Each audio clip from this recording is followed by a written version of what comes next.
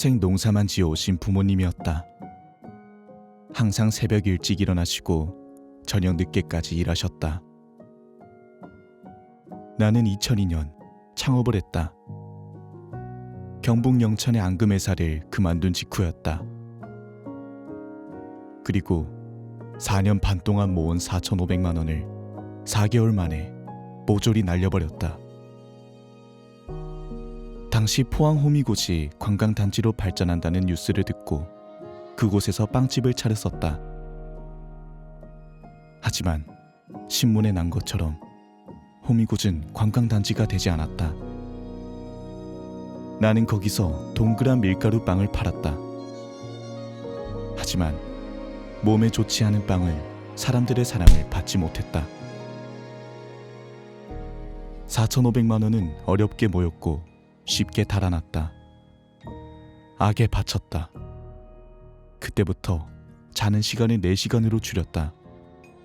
연구에 연구를 거듭했다. 몸에 나쁜 밀가루를 쓰지 않고 어떻게 몸에 좋은 빵을 만들까? 게다가 맛까지 있는 빵을 만들까?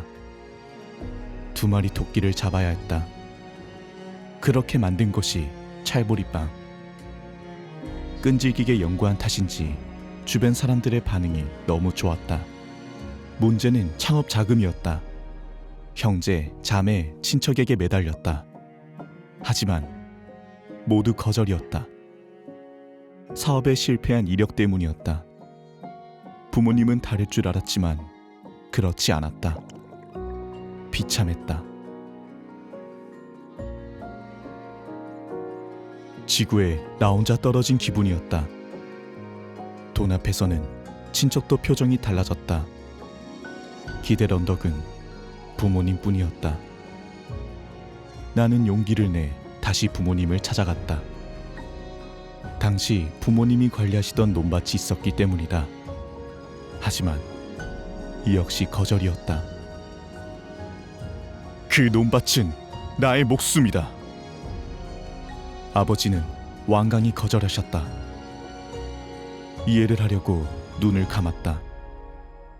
조상 대대로 소작농을 해오면서 아버님이 고생고생하여 산 논밭이었기 때문이다. 답답했다. 다시 주위에도 부탁을 했지만 내 이마엔 이미 사업 실패자라는 낙인이 찍혀 있었다. 다시 냉정한 거절들이 밀려왔다. 다시 부모님을 찾아갔다. 또 거절이었다. 다시 거절이었다. 반복해서 거절이었다. 그렇게 34번의 거절이 거듭되었다.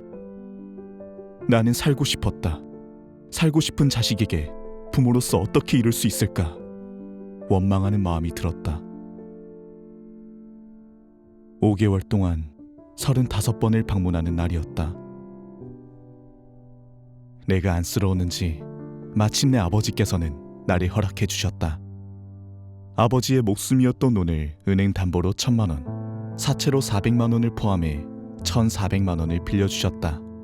은행 담보는 그 당시 최고치에 해당하는 금액이었다.